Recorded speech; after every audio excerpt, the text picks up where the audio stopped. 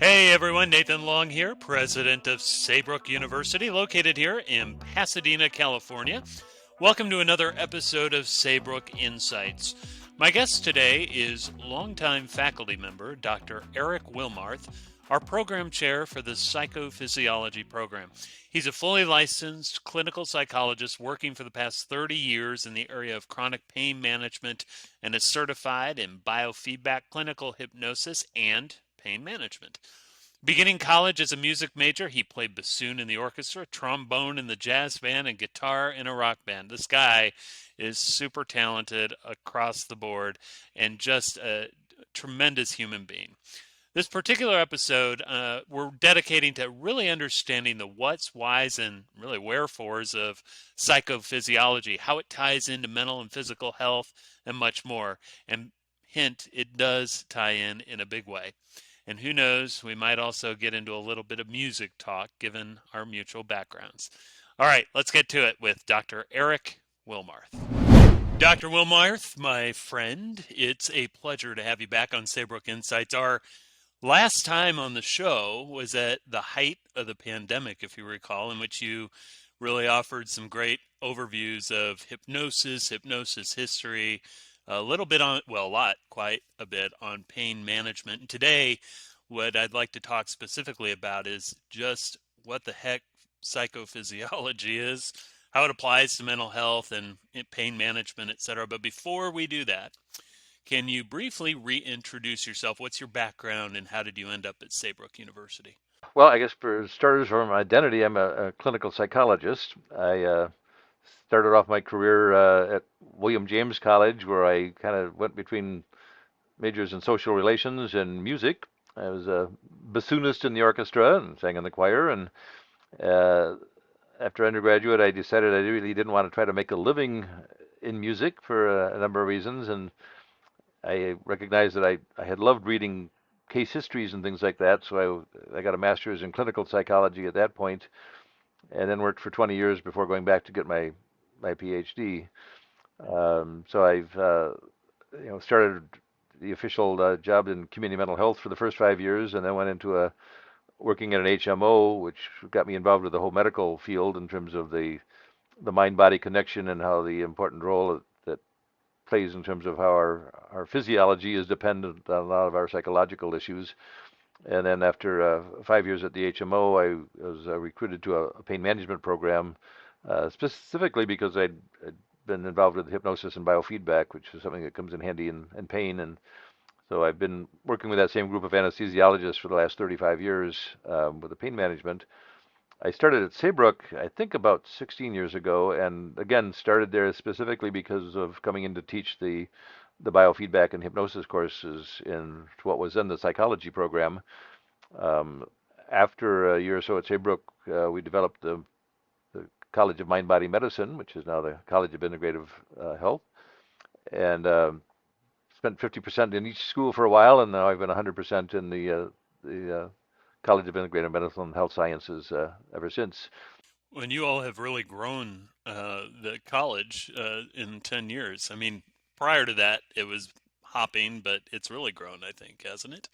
Yeah, it's fun to watch the expansion, and particularly when you look at the purpose of Saybrook was originally a rebellious school that was rebelling against the whole behaviorism as the only option type of thing. So the taking a more humanistic approach.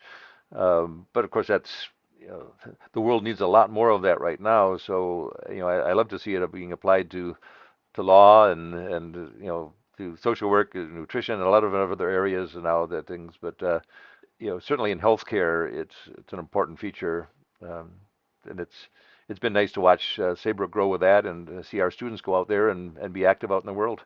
You know, it's interesting you bring that up because I think sometimes, I know our guests don't share this opinion, but when you think humanistic, you often tie it directly to psychology, but you're talking about broader applications across multiple fields. Can you talk about that for a minute? I know we're kind of veering off of psychophysiology, but and we'll get to the humanistic, like what does it mean to you? But I mean, in terms of this broadening philosophy that you have, maybe talk a little bit about that. That's great you brought it up. Yeah, I really think of humanistic more as a philosophy than necessarily as a therapy, although it's certainly applied in different therapies. But I think it's, even, if you think of humanistic as an attitude, I think it would involve, concepts of kindness, of fairness, of self-determination, and I think that's really what started Saybrook was the idea that, human beings are more than simply you know, A times B equals C type of formula, and that there's this freedom of choice and freedom of thought, the self-directedness. So, and I think that certainly that philosophy or that attitude can apply to a lot of different professions, not just psychology. You know, I wouldn't mind if someone decided to apply it to politics someday. What are you saying, Eric? Our political system is broken? Oh, yeah, yeah, Yes. yeah.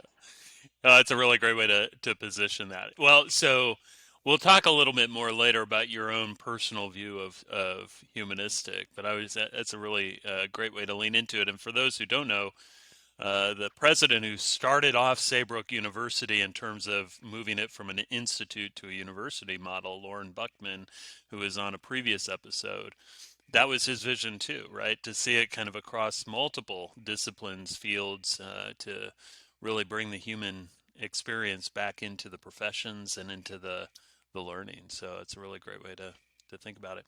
So, Dr. Willmarth, first things first, like when I first came to Saybrook, I got psychology, I got counseling, I got mind body medicine, like the discipline.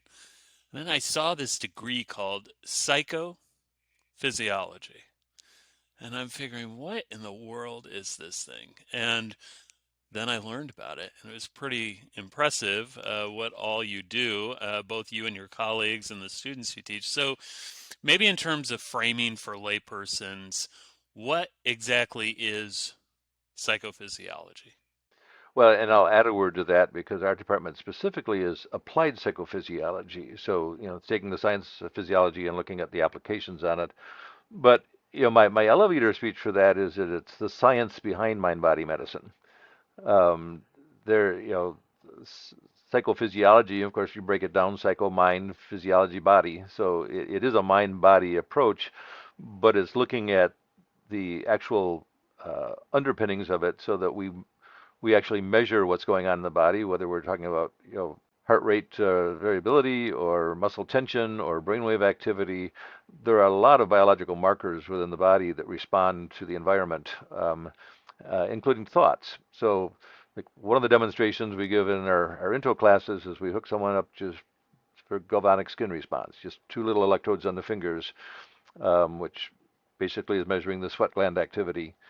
Um, and then when you get them to watch the screen, it'll calm down. They'll have this nice, calm, relaxed state. You can ask them a question as simple as, "Do you mind if I ask you something personal?" And then within 3 seconds, if you watch the screen, you'll see the thing jump off the top. It skyrockets because it takes about 3 seconds for the question to go to the ear, to where the change in perspiration is already there. As the person thinks, "What is he going to ask? What am I going to say? What am I not going to say?" So even though they always say fine. They don't look any different, but they can see themselves that the computer has picked up a huge shift physiologically just because of that question. So there was no physical contact. It was simply a thought.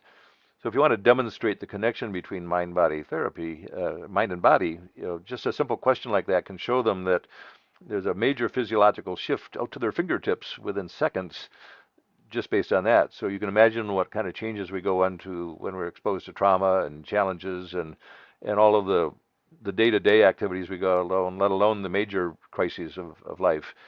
So I think once you can help people recognize that strong connection between mind and body, our next step is to enforce the whole concept of self-regulation. That you can control some of those things, and that it's not something that we just have to look at and say, "Oh, that's happening," but we can actually learn and practice and develop skills to be able to self-regulate. So I've always looked at that biofeedback and hypnosis in broad strokes as kind of the twin pillars of self-regulation.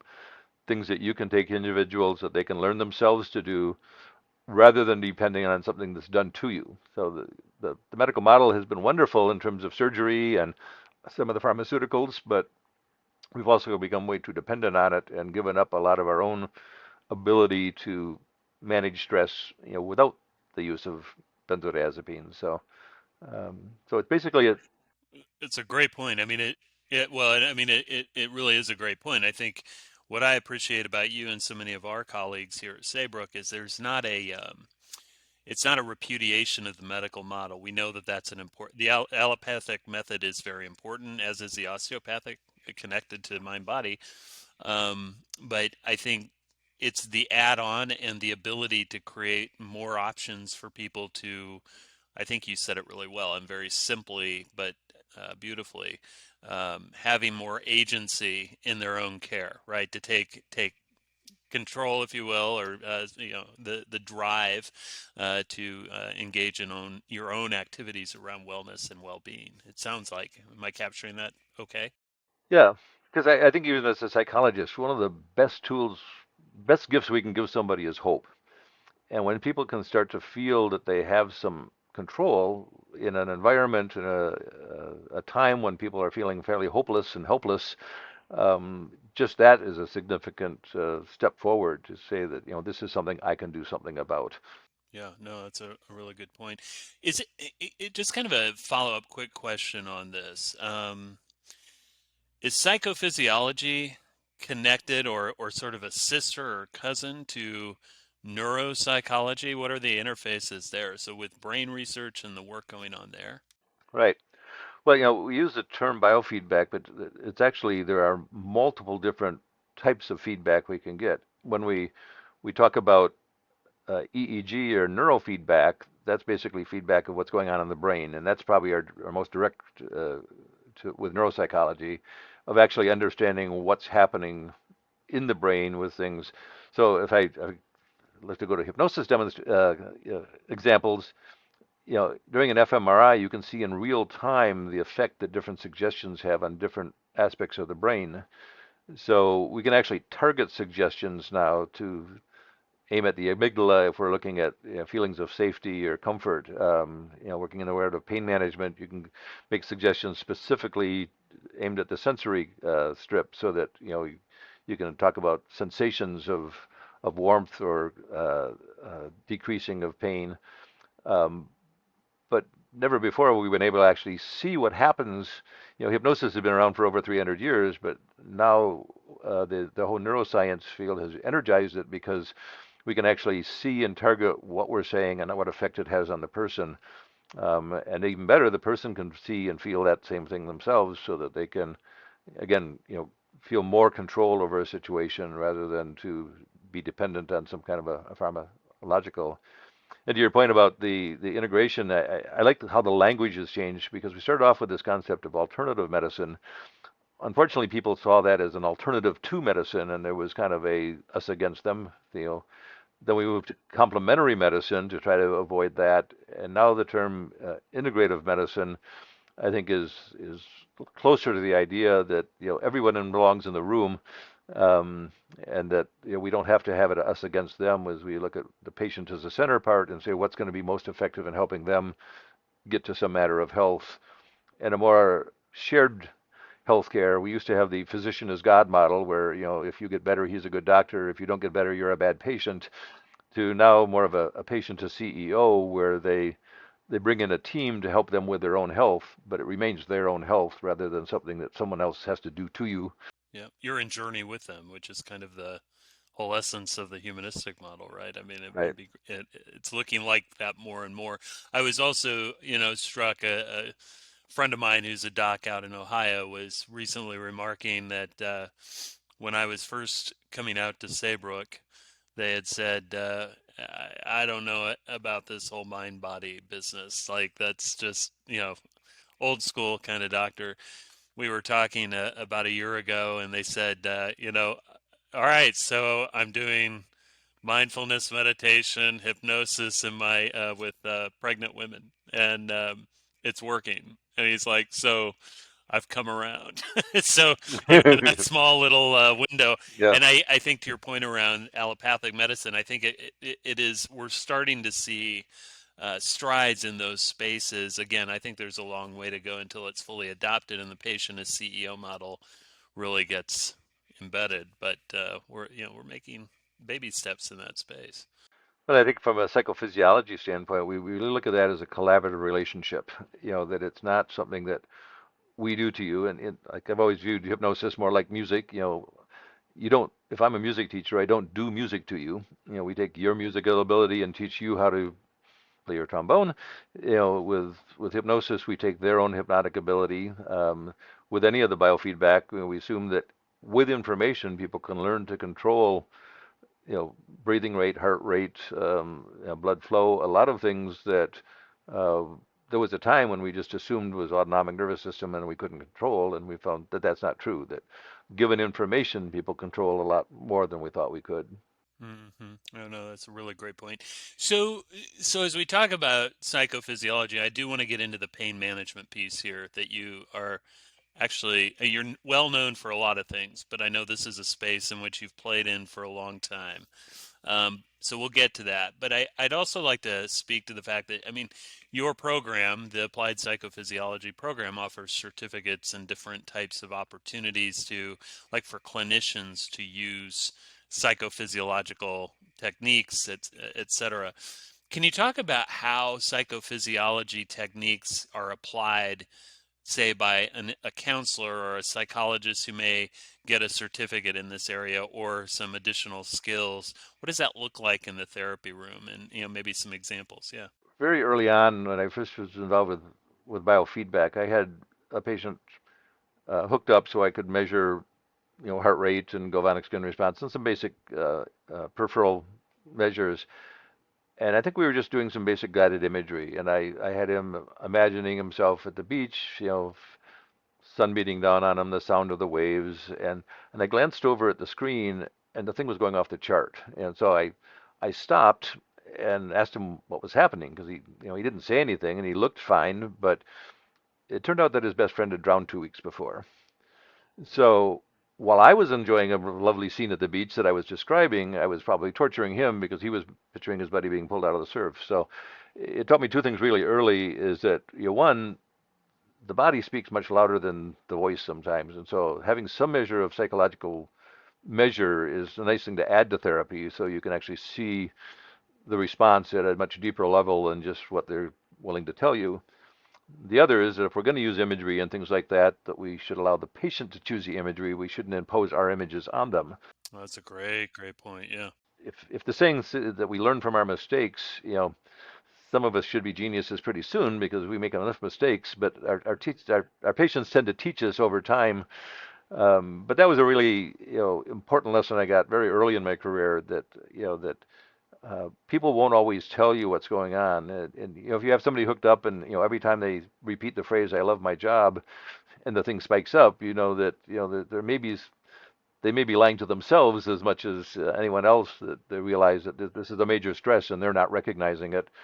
And sometimes by recognizing it, they can make the changes that can make them healthier. So for some people, most of us, if we're under stress, we'll get a headache or a stomach ache, and those are not warning signs. It's kind of built-in biofeedback that something's wrong, but there are also people that have the cardiac system as their primary weak spot, and their first symptom is when they drop over dead. So, we'd like to have earlier warning systems in terms of what's happening, and so the psychophysiology gives you some of the tools to do that.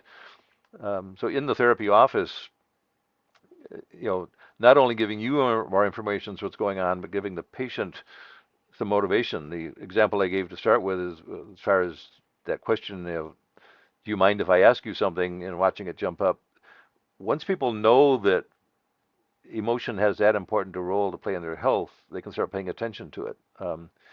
Having electrodes on the shoulders showing them how much muscle tension they're holding just as a routine without even being aware of it makes them allow to maybe check in once or twice an hour. By the time you get a headache, they usually say the muscles of the upper traps and paraspinals have been tense for at least 2 hours. Well, if you can intervene and check every hour so that they don't get tense for 2 hours, you can sometimes prevent the headache rather than having to worry about how to get rid of one once you've got it. So there are some very practical applications of this for patients that aren't, terribly difficult, but you have to be aware of things in order to change them. So, guided imagery, instrumentation used to monitor physiological responses. Like, if you're, give me an example maybe of yourself or someone doing clinical psychology therapy.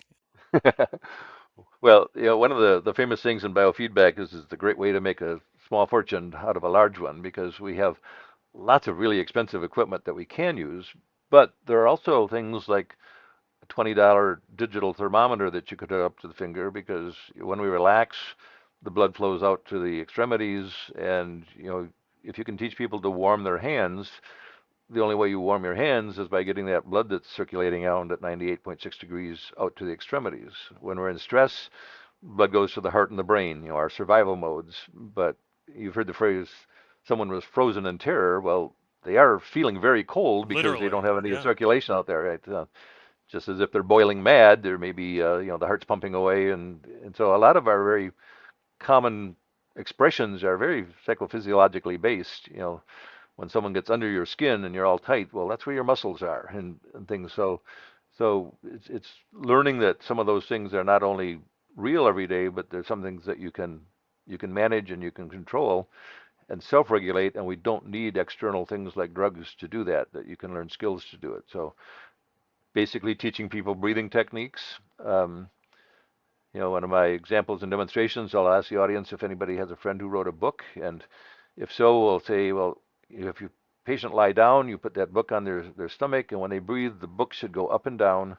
The chest shouldn't move. The good diaphragmatic breathing, and that way you can also tell your friend that the book was very useful. So That was good. All right. I have to remember that one. you get a two for one that way, but another built-in biofeedback is if you put one hand high, one low, the bottom hand should move in and out, the top hand shouldn't move up and down. But if you go to the mall and ask 10 people to take a deep breath, 9 out of 10 are going to go, and you'll see the shoulders move, the chest move, and but if you watch a small child when they breathe, it's only the stomach that goes up and down. So it's relearning some of our basic skills that we tend to lose when we get under stress. That's a really great way of putting it, and I appreciate you kind of framing that from a clinical psychological therapy point of view. So, now in terms of like actual physical well-being, you've already alluded to some of this, but especially around pain management, you've done a lot of work in this space. I was always, you and I are from the same neck of the woods, the Midwest, and I think you had a Toledo 11 news clip about pain management, or a local news outlet clip back in the 80s when you were doing this. It was very cool, because that was at the time kind of on the bleeding edge of that work, as far as I understand it. And you've really leveraged biofeedback, psychophysiology, applied concepts to pain management. Can you speak for just a few minutes about that? Like, how effective is it? What does it look like? It's probably very similar to what you were talking about. And what are some success stories you've seen? Yeah, I was really fortunate in that, um, during my lifetime, I went to William James College, and one of the themes that they had there was that the careers we'll have 20 years from now don't exist yet. So the purpose of undergraduate school is to learn how to learn rather than to learn a job. And that's really turned out because at that time there was no such thing as a pain clinic. Those have evolved during our lifetimes. In fact, the doctors that I first started working with were some of the first in the country who left their job as anesthesiologists and developed a private practice pain management program, and people thought they were nuts. It's it. At the time, there was no such thing, but they very early on recognized the importance of the psychological components. So that, instead of psychologists trying to convince doctors, in this case, it was the doctors recruiting us to come in and teach us this interaction on it. So, very early on in the whole development of pain management programs, I had a chance to start doing this, and again, specifically because they wanted to have the skills such as hypnosis and biofeedback as a part of it. So the important part that I think we learned fairly early about pain is that uh, the problem with pain isn't all in your head, but the answers may be. It will be one of my little mottos that I'll when I ever get into stitching those little signs, I'll make that sign. But people are very offended if you say, well, it's all in your head, like somehow it's not real, because pain is real if you feel it. But at the same time, pain is a perception. So when you look at ways to alter perception, hypnosis comes to the forefront because we, in different settings, we've all read about somebody who was in an accident and was able to go 5 miles on a broken leg and didn't weren't aware that their leg was broken. They didn't feel the pain. So we know how the brain has that capacity to alter that. So what we try to do is to give people those skills to do that on an as-needed basis. And so hypnosis really becomes one of the key tools to do that, learning how to alter perception. So rather than being on stage and teaching people that they can cluck like a chicken, we try to keep them in real life, learning that they can learn to deeply relax. They can change the perception of pain. They can give it size and shape and color. They can make it larger or smaller. And the first time someone learns to move a pain from the left side over to the right side, it stops being an idea that it's somehow a thing in there that has to be removed and something that they can manage in some ways. And that's a lot of times a breakthrough for people as they learn to control things. And where have you like seen this? Like, what are some examples, I guess I should ask, of just an amazing turnaround or an interesting case that really sticks out to you as a powerful success story, an anecdote? Well, I guess the one you referenced there, that it was actually Channel 17 that Channel was 17, I'm on sorry. the Fox, yep, Fox TV. But um, we all, if you're a therapist, you always have a patient who you come in one day and you look at your schedule and you groan out loud when you see a certain name on it. And I had this guy that I had known about because of other physical therapists and others had worked with him and had a problem, but he eventually ended up on my caseload, and right off the bat, he was a bully, he was cantankerous, he was difficult to work, and he walked into my office and saw a book on hypnosis and said, "We're not going to do that voodoo crap." And it was basically the next couple of weeks, everything I suggested he'd either already tried or it was stupid. It's kind of like, what else you got? And very uncomfortable to be with. And just about the time I was ready to pull the plug, he I think anticipated me and said, "Oh, let's go ahead and try that voodoo stuff." And so um, the first time he tried hypnosis, I went through one of my normal protocols and had the pain fade away. And when he opened his eyes, he gave me this very strange look and said some naughty words. And then he said those same naughty words over and over again. And it turned out that, talk about seeing cognitive dissonance in real time. He didn't believe in hypnosis, but he didn't have any pain. He was one of those highly hypnotized people who the pain was gone. And so the next time he came back, he was a little more um, friendly, and he tried it again and again, got very positive results. It was only a time or two after that I got a knock on the door, and it was our clinic director who said, "Channel 17's here. They want to do something on pain." I told him we'd try hypnosis. Who you got? And so people, got to meet that particular individual who, again, had very positive things to say at that time about hypnosis, and he's including the phrase, "I have no idea why, but I don't have any pain." So that was probably one of the more dramatic ones from a true disbeliever. In fact, he said that online. Said, "If you want to be a disbeliever, I was the biggest disbeliever you ever met, but I don't have any pain." So I strongly suspect that if it had been a complete flop, Channel 17 would have still shown the clip, and it would have been on, quackery in the pain clinic or something like that. But I got lucky that one was things. But every once in a while, you do have a patient like that it's just a night and day quick. More often, you have people who develop some skill over time and they get better at it. And, it doesn't take away all the pain, but it gives them more sense of control, allows them to do more. With pain, we look at frequency, intensity, and duration. If you can make improvements in any or all of those, that gives a better quality of life. That's such a great way to put it. And I will tell you that I have implemented several of your techniques over the years. So when there's a stressful situation, either at work or at home, really being mindful of the breathing and the heart rate, and then I can only imagine, like with pain, if you're really kind of centering in on that, and you're thinking about, okay, like breathing into it and thinking through it. And then if you have like someone in the hypnosis space leading you along in the right way, it could be a pretty powerful outcome. And I appreciate too the fact that you're also very balanced in your approach. That hypnosis isn't, nor is psychophysiology a cure-all. It's a tool in the toolbox. I think one of the ways I described it to a colleague of mine is it's no different, if you will, than pharmaceuticals, right? Some work, some don't, depending on the patient, depending on the context, the physiology. right? So you're going to be trying different things, and I really appreciate your position on that. I think that makes a lot of sense. Even sometimes something as simple as having, I have these little worry stones in my office that I give to patients just to kind of use their thumb and to have a cue to be aware of tension levels and things like that. That sometimes awareness is really all that's needed. Because it is something that we can control. And first it's realizing that we can control it, and then believing that you can control it, and things like that. But people always worry about, particularly hypnosis, about loss of control of somebody else controlling it, and really it's the very opposite, of gaining control rather than losing it. Yeah, no, that's a great point. So as we kind of come to the close of our time together today, let's talk for a moment about who might be interested in the psychophysiology program and why.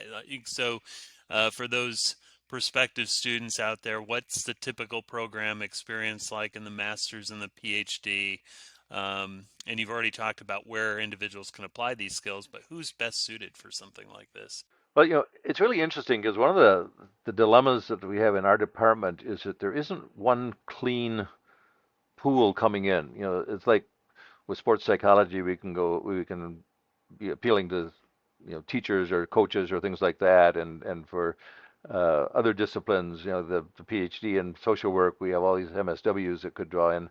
Ours seem to really come a hodgepodge from every place. A lot of them are very interested in holistic health, complementary medicine. So we have some psychologists and counselors that come from that. We also have engineers that are fascinated from the development standpoint of developing new software, new techniques and things like that that are involved in it. We have athletes that are more involved with the optimal functioning and the peak performance. And rather than dealing with pathology, they want to say, how can I excel in something? So we have a number of students in the optimal functioning standpoint.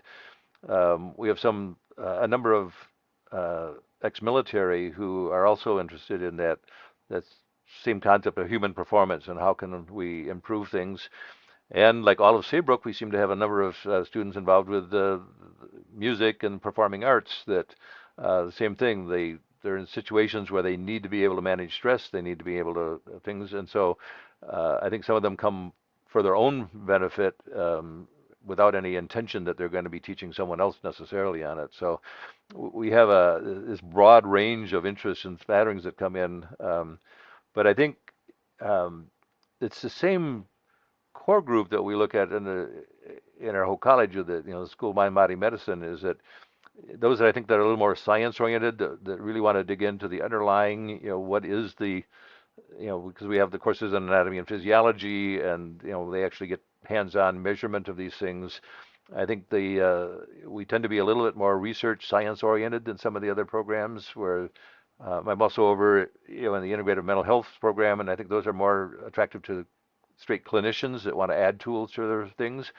And a lot of them will also have a specialization in applied psychophysiology. So it's an interesting department because although we have the degree in applied psychophysiology, we also have specializations in applied psychophysiology for mind-body medicine, for clinical psychology, and for humanistic psychology. So we're kind of sprinkled throughout the university.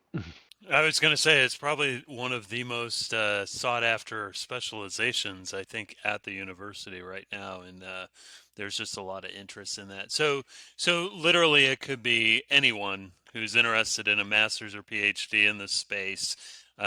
Typically, clinicians, practitioners, those who are interested in more of the neuroscience behind mind body. And of course, if they're a psychology student or a clinical psychology student or another discipline, they can take the specialization. Is that correct? That's correct. Yep. Well, as we bring it to a close, Dr. Willmarth, I mean, um, you've been a tour de force at Saybrook University over the many years, and We're going to seek your wisdom on a couple last questions. These are our quick takes that we do with everyone. But actually, I have a big question that we have to answer before we get into these last two. Okay. So, for our audience, this guy plays like 1,000 musical instruments, and I have no idea how he does it. So, I need to know, how did you learn all of these instruments? It's not 1,000, but it's a lot. You do a great job across the board. How do you do that? Well, it's interesting. I grew up with a twin brother, and so I had before I became a psychologist, I got a lot of education in individual differences because we're fraternal twins. We were both musicians. He was an excellent trumpet player, but what I discovered was that he had to have the music in front of him. If you took the music away, he couldn't play a note. I was at the time played bassoon, and I thought that if anybody played an instrument, they would just play whatever came to mind and they could just play it. So I had that, we had different gifts.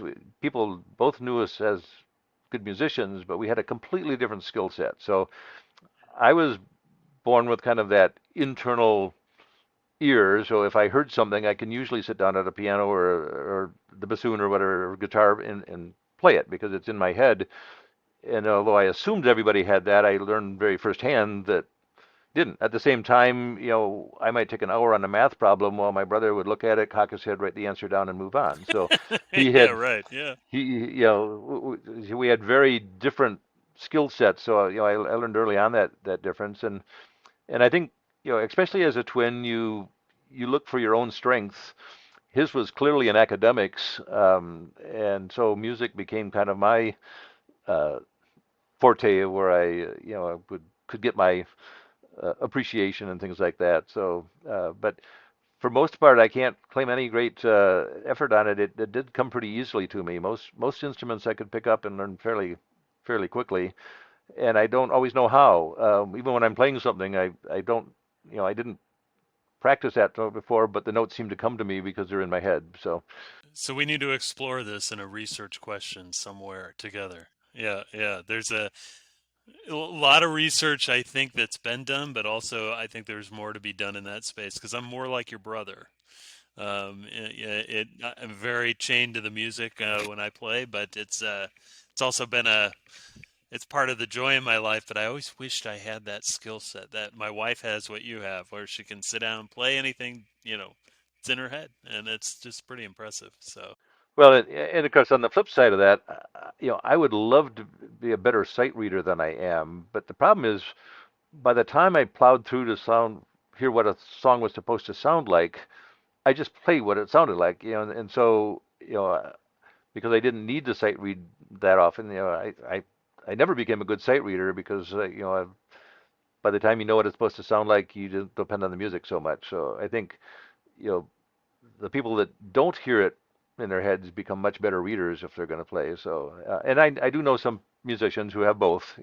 I know. They can sit down at the piano and play whatever the first time, and then if they, I played in the band in college with a guy that, if he played it once, he could play it in any key, and It's just, incredible.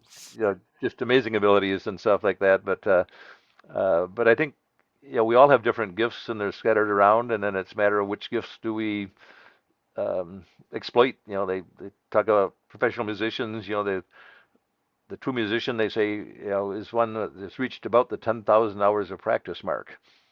So, I added that up, and I certainly qualified for that because, between guitar, bassoon, and trombone, I had lessons on all those things, so I had hours of practice on them, and I think some of that just kind of stays in your brain. Well, usually trombonists are not friends with bassoonists, but because you play both, you get some slack here. So that's Yeah. good. So, all right, last two questions. We've got a quick take. So these are quick takes for you. The first things that come to mind. What does the term humanistic mean to you? Yeah, I think of terms, of fairness, of kindness, of respect, and I think maybe an overall concept of self-determination. Um, that kind of that anti-behavioristic, you are who you are, and there's no way to change it. I think humanistic appreciates the fact that we can change. Um, and yet I still do kind of attach a sense of kindness to it that we could use more of. That's great. All right. With all that's out there regarding the challenges in the world, what are three things people can do right now to improve their health, their mental health, or help make the world a better place to live in? Well, I'll go. Our go-to response for depression, particularly, is physical exercise and social interaction, of moving and staying involved in things. COVID certainly was a challenge for both of those things for people. I think there was just a thing in the news about the loneliness in America and the importance about actual social interactions, and that I think it's always been crucial. I think we maybe recognized it more with the COVID things, uh, and I think the third thing I would add would be doing something to feel a sense of usefulness. That I think when people have a purpose and when they feel that they're helping someone else, everything else goes better than when they feel like they're just existing and that they're not playing a role in something. So we'll stick to our physical exercise, our social interaction, and our sense of purpose as three things that would help the world move on a little bit. What a gentleman, what a scholar. Dr. Erik Willmarth, the noted clinician, hypnotist, clinical hypnotist, right? Applied physiological specialist. We could just apply a bunch of titles to you. Trombonist, bassoonist, vocalist. Thank you so much for being here today. Really appreciate it. Thank you. Appreciate it. Erik, thank you so much. Really enjoyed that, and I hope all of you enjoyed Erik as much as I did. Remember his three major takeaways. Very simple but powerful. Physical exercise. Get out there, get some physical exercise, get social interaction. Do something with people around you. Have fun, enjoy one another's company. And lastly, do something to feel that sense of purpose. Help someone else, engage in volunteerism, something to feel that sense of purpose and giving back.